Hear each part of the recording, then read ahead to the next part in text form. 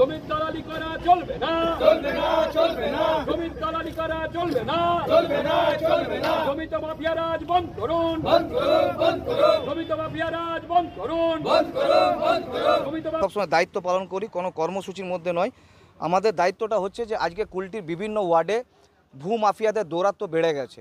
গরিব মানুষের জমি, সরকারি জমি সব নিজেদের নাম করে চাপিয়ে পড়ে বিএলআরও মদতে, তৃণমূলের নেতাদের মদতে নিজেদের নামে চাপিয়ে মানুষদেরকে বিক্রি করা হচ্ছে।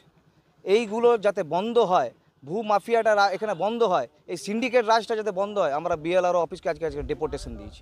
যদি আগামী দিনে এগুলো না বন্ধ হয় তাহলে এই বিএলআরও অফিসের কোনো দরকার নেই। যে জনগণের জন্য নেই সেই অফিসেরও জনগণকে প্রয়োজন পড়বে না। আমরা কাল দরকার পড়লে তালা মেরে দেবো। আমাদের 6 দফা দাবি নিয়ে ছিল।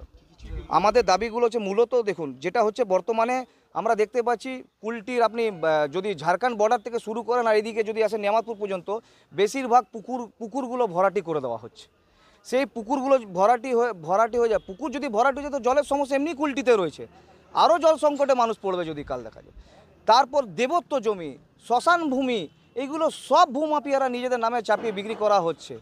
তো এই জিনিসগুলোর উপরেই আমরা আজকে, এবং দালাল চক্র, সবথেকে বড় কথা হচ্ছে যে এইখানে যে দালাল চক্রটা চলছে, এই দালাল চক্রগুলোকে নিয়ে আমরা এই কটা দাবির ওপরে আজকে ডেপুটেশন দেওয়া হয়েছে।